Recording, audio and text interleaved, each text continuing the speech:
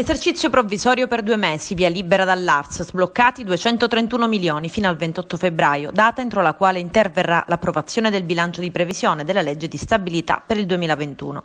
Si tratta della prima applicazione dell'intesa conclusa con lo Stato il 14 gennaio scorso.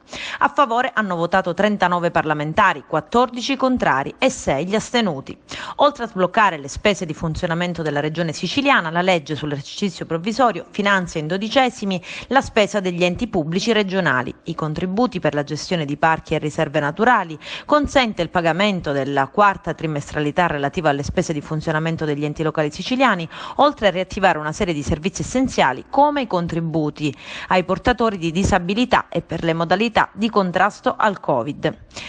Interventi sono previsti anche in favore dei teatri, musei ed altre attività culturali, oltre alle attività sportive e turistiche. La legge approvata istituisce presso la Regione Siciliana il Collegio dei Revisori dei Conti, organo di controllo contabile che consentirà la verifica sulla spesa regionale.